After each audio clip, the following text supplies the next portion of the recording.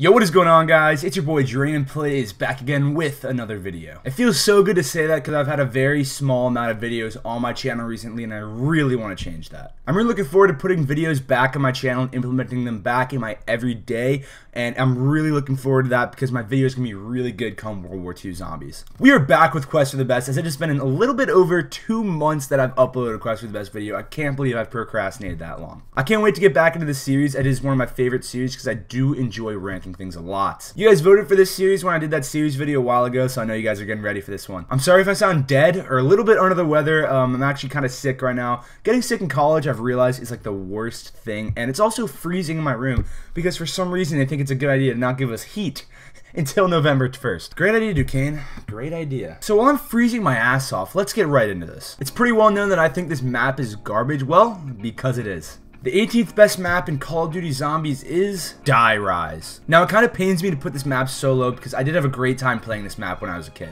But now that I think about it, I really wish I could go back in time and slap the living out of myself for thinking that. Die Rise sucks, period. End of story. Well, it's not really the end of story because I kind of have to explain why. If you don't know what Quest for the Best is, boys and girls, ladies and gentlemen, anyone who's watching this, basically, it is where I rank every zombies map 20-1. I'm not counting Dead Ops, so if you're one of those people who's like, 21 maps, no, not true. I also don't count Bus Depot, Farm, or Town, just because they're basically subplots of transit, and I don't think that should count. I give reasons why each map is ranked where it is, and I break everything down to 6 categories. Look, bosses, innovation, storyline, difficulty, and the zombie feels factor. I hope you guys enjoyed this, and if you are a Die Rise fan, get ready for your favorite map to be ripped to shreds. Starting off with the look of the map, it looks a tad bland. It kind of just looks like a normal zombies map where everything is battered and beat up. The one thing I will give to Die Rise in the look category is when you do actually look outside, it looks pretty comfortable, especially the roof. The roof looks really cool. However, when you are inside, everything just looks gray and bleak and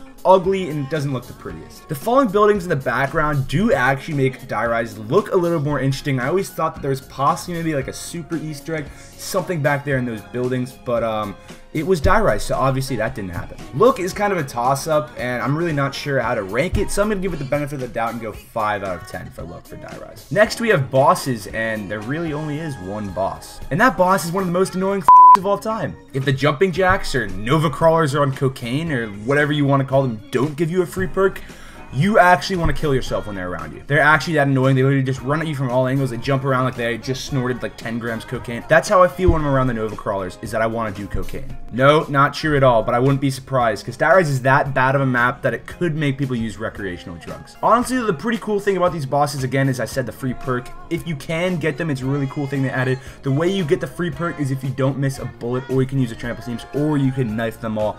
And I think that's actually a pretty cool thing to put in the map. However, I like to use a different challenge in each boss round, so I'm going to give it a little bit of a cushion here and give the jumping jacks a 3 out of 10 for bosses. Next, we have innovation, where Die Rise had some good and some bad. We'll start off with the good, and we'll start off with the trample steam. One of the coolest buildables ever. You can literally fling yourself from one side of the map to the other. It's a very good use of transportation, a very innovative and unique way of transportation. We've never had something like that before. Yes, there was the flinger, but that was only in one spot, and the trample steam you can actually take around everywhere with you, and you can literally fling yourself from any point in the map to another point where it's safe. I'm not saying you can fling yourself from the spawn room all the way to the roof. That's not true, but you can actually do a lot of unique things with this trample steam. The thing I loved about Call of Dead was it added so many different ways of transportation, and Die Rise got the trample steam right. However, it didn't really get the whole elevator and the falling from each area to another area right. It was a good idea, just didn't work out in theory. It also added the A94, and I think we can all agree the A94 is the best wall open of all time. Some people will even argue it's the best gun of all time in zombies.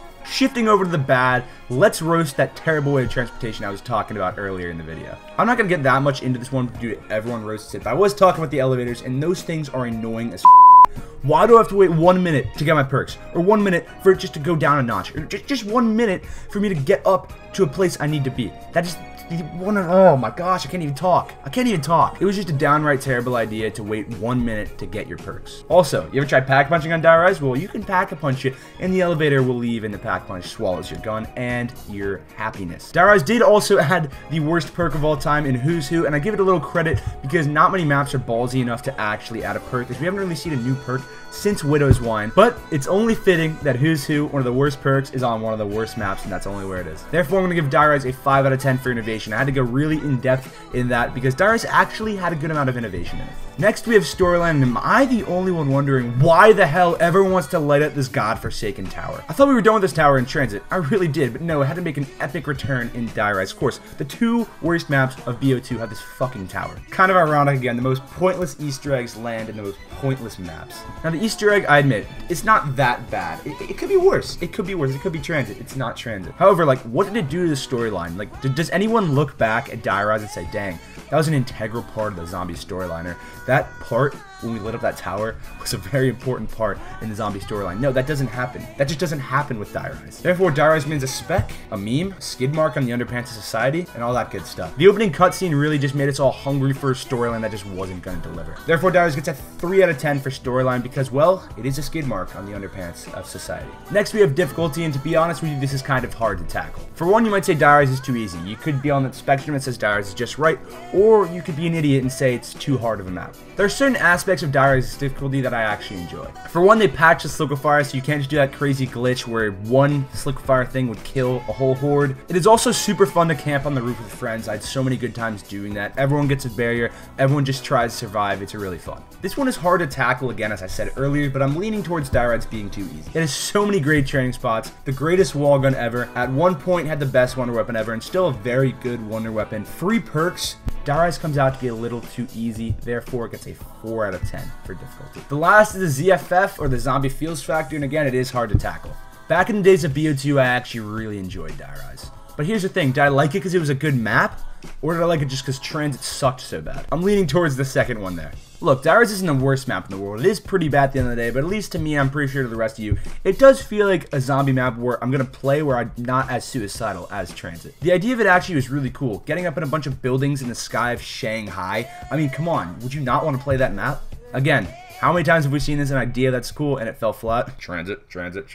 No, Dire Rise gets a 4 out of 10 for the Zombie Feels Factor, just because, again, a really cool idea, it just fell a little flat. Again, the only reason I'm not giving it a 2 or 1 out of 10 is just because back in the day, a lot of people actually enjoyed this map to a certain extent, but now that we're really figuring it out, it seems like Transit just made Dire Rise look like a god. That was Quest for the Best, Episode 3, boys. I hope you guys enjoyed it. If you are new to the Drainen Nation, make sure you hit that subscribe button for more daily zombies content. I cannot wait for World War II. We are getting really close. I'm recording this into a week away from release. A week away from release. I hope you guys are getting ready for that. I'm so pumped. If you enjoyed Quest for the Best, make sure you do leave a like. It took a lot to make this video. I love making these videos, and I hope you guys like this series, so leaving a like would make my day. Overall, Dire Rise gets a 24 to 60, just 1 point ahead of Nocturne and Toten, and I kind of feel bad for putting Noct below this, because I'm not really sure if I got that ranking right. Make sure you let me know in the comment section down below if you agree with Dire Rise's ranking, or you disagree another map should have been in its spot, or where Dire Rise should have been. Remember, after every Quest for the Best episode, I will be streaming a high round attempt on that map the night after, so make sure you guys check out my Dire Rise stream whenever this is uploaded. Dire Rise comes in as the 18th best map in Quest for the Best, so we've got 17 more maps to go, everybody. I hope you guys are so excited for that. I am too. I am Jake. I hope you guys have a great day. Make sure you guys stay Drainen.